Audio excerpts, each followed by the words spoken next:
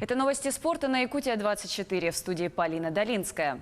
В матче шведских хоккейных игр сборная России проиграла команде Финляндии. Встреча завершилась со счетом 0-3. За финскую команду точными бросками отметились Тимео Пулкинен, проявивший себя уже на первой минуте встречи. Юлиус Няттинен отличился на 6-й минуте, и Юлиус Ютила забросил следующую шайбу в сетку российской сборной на 7-й минуте. Следующий матч российские хоккеисты проведут 8 февраля в Стокгольме, где сыграют с хозяевами турнира.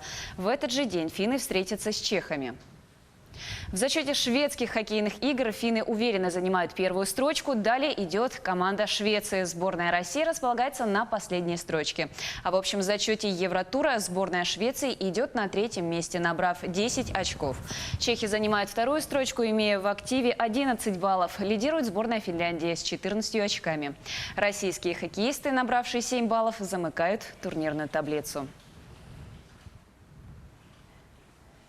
В домашнем матче четвертьфинала Кубка Испании по футболу «Атлетик» одержал победу над «Барселоной». Результат встречи – счет 1-0. Единственный мяч за игру на 3-й добавленной ко второму тайму минуте забил Иньяки Уильямс. Тем самым «Атлетик» вышел в полуфинал Кубка Испании. Ранее участие в 1/2 финала обеспечило себе футбольный клуб «Мирандес», «Гранада», накануне встретившаяся с «Валенсией», и «Реал Сосьедад». В гостевом матче 24-го тура баскетбольной Евролиги российский ЦСКА проиграл греческому Олимпиакосу. Встреча завершилась со счетом 59-72. Самым результативным игроком матча стал разыгрывающий ЦСКА Майкл Джеймс, набравший 20 очков. В составе греческого клуба больше всех очков на свой счет записал легкий форвард Костас Папаниколау. Оформил дабл-дабл, набрал 11 очков и сделал 12 подборов центровой Олимпиакос Никола Митилов. В турнирной таблице ЦСКА занимает 4-е место, одержав в 24 матчах 16 побед. Олимпиакос идет 11-м при 10 победах и потерпев 14 поражений. В следующем туре ЦСКА на выезде сыграет с сербской Црвеной Звездой 21 февраля. Олимпиакос днем ранее примет французскую Вильербан. В составе российской команды на московский этап Гран-при по художественной гимнастике Мария Победушкина заменит Анастасию Гузенкову. 17-летняя Победушкина является серебряным призером чемпионата России 2018 года в упражнениях с мячом. Этап серии Гран-при пройдет в Москве с 7 по 9 февраля. Победушкина выступит в индивидуальной программе, где Россию также представят Дина и Арина Аверины, Екатерина Селезнева, Лала Крамаренко и Дарья Трубникова. В групповых упражнениях выступят Анастасия Максимова, Анастасия Близнюк, Мария Толкачева, Евгения Ливанова и Ангелина Шкатова. Якутский мини-футбольный клуб «Заря» в рамках 19-го тура чемпионата России среди команд высшей лиги сыграет со столичной командой Мосполитех. Встреча пройдет в Московской области 7 февраля. Якутские футболисты в данный момент занимают 9-е место в таблице западной конференции, набрав 21 балл. Мосполитех идет следом на 10-й строчке, имея в активе 19 пунктов. Команды уже встречались в этом сезоне. В первом круге чемпионата победу со счетом 7-3 праздновал московский клуб. Стартовый свисток матча «Заря-Мосполитех» прозвучит 7 февраля в 21:00 по якутскому времени. Трансляция игры будет доступна на официальном YouTube-канале Ассоциации мини-футбола России. Спорт без границ для людей с ограниченными возможностями здоровья. В Якутске стартовал чемпионат республики по настольным играм. Соревнования открывают 13-ю спартакиаду по адаптивным видам спорта. На месте работает наш корреспондент Саргалана Федорова. Саргалана, расскажи, в каких дисциплинах будут соревноваться спортсмены? Полина, приветствую. Спортсмены демонстрируют мастерство игры в Хабылык и Хамыска. Чемпионат по настольным играм собрал более 100 любителей здорового образа жизни из 17 районов республики и города Якутска. Участвуют люди с нарушениями зрения, слуха, опорно-двигательного аппарата, также с общими заболеваниями. Сейчас началась борьба одновременно за командное и личное первенство. Хотя об этом во время соревнований многие спортсмены не думают, потому что для многих главное не победа, а поддержание здоровья.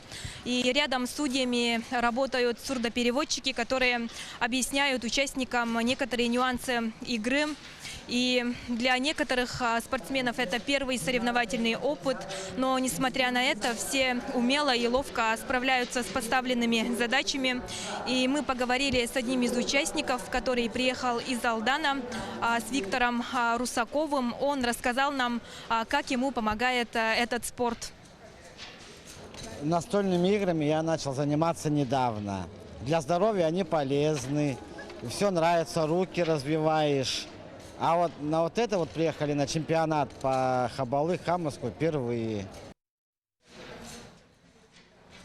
А также своим мнением о пользе настольных игр Хабылык и Хамыска с нами поделился чемпион игр Манчары, мастер спорта по настольным играм Алексей Устинов. Я сам попал в автоаварию и стал инвалидом второй группы и принес 5 операций. И не мог ходить и заниматься, не могу бегать. Поэтому мне этот спорт, это национальные виды спорта, это мне самые как раз подошли. И усиленно я тренировался, да, и достиг этого больших успехов. Действительно, Хабылык и Хамыска помогают развивать внимательность и очень полезны при реабилитации и восстановлении двигательных функций. И о том, как внедрили этот вид спорта в адаптивный спорт, нам рассказала директор Центра физической культуры и спорта Анастасия Михайлова. Настольные национальные игры Республики Саха уже развиваются давно. Среди людей с ограниченными возможностями здоровья вначале наши спортсмены соревновались на общественных началах, а сейчас уже с 2014 года уже официальные чемпионаты и первенства проводятся среди наших спортсменов. Ну, в основном национальные настольные игры развивают моторику, ум, гибкость, быстрота, ловкость. И это все помогает нашим спортсменам. Вслед за этим чемпионатом ожидаются соревнования по пулевой стрельбе, а затем и по русским шашкам, волейболу сидя, голболу, настольному теннису, легкой атлетике. Организаторы обещают, что эта спартакиада станет одним из главных спортивных событий этого года. Соревнования продлятся в течение 5 месяцев. Отмечу, что сегодня в республике адаптивным спортом систематически занимаются более 10 тысяч человек. И они регулярно приносят медали со всероссийских и международных стартов. Полина. Большое спасибо, Саргалана. А я напоминаю, что с нами на связи была наш корреспондент Саргалана Федорова, которая рассказала про открытие 13-й спартакиады по адаптивным видам спорта. На этом у меня все. Будьте в курсе спортивных событий на Якутия 24.